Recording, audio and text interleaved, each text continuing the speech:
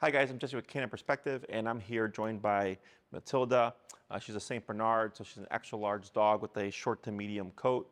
And we're going to talk about how we fit a e-collar to her. She's on a 3500S system, which is a retired system now from Dogtra.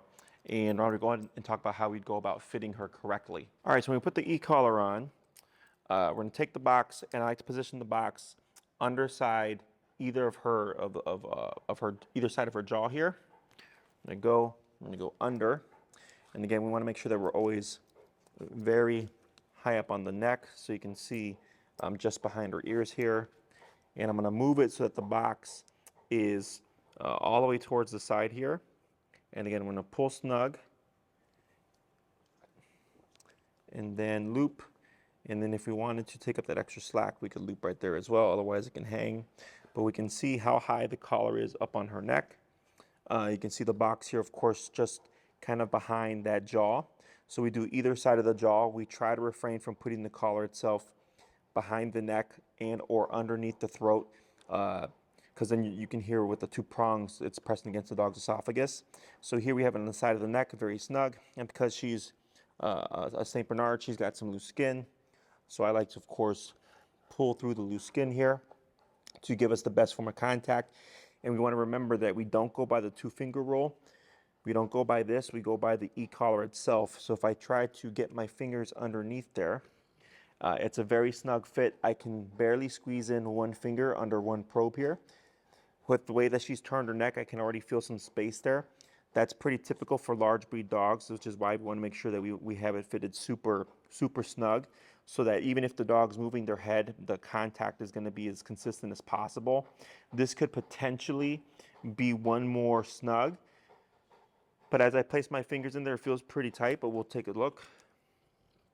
There we go. So I go one more.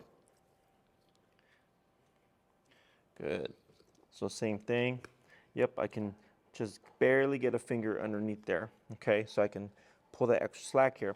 So what this does is it just ensures that we get consistent contact with Miss Matilda here to make sure that we're getting the full power of the e-collar. Because she is such a large dog, if we have poor contact here and we see the collar swiveling around, for example, let's say I loosen it like this, you know, and then we can see again the collar just kind of moving around the neck here. Because she's got that fur and everything, and you can see I can even pull it off the neck like this, so you see there's plenty of space for me to get a hand through. That would be a very poor fitted collar. The issue with this, of course, is also then it starts to fall to the base of the neck, and then we don't want that. We want it all the way at the top. At the top, we get more from less. So if we have it fitted correctly, the collar should not move from where it's placed, so it should stay right here, okay? And the other thing is you can see I can barely pull it off of the neck.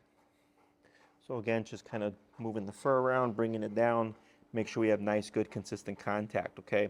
So when fitted correctly, the box should not move, it should stay in place, and we're trying to aim from either side of the jaw, behind the jaw, refraining from putting it on the top of the neck or underneath the throat there. So I'm just with Canine Perspective, and that is how we would fit a e-collar to an extra large dog. Good girl.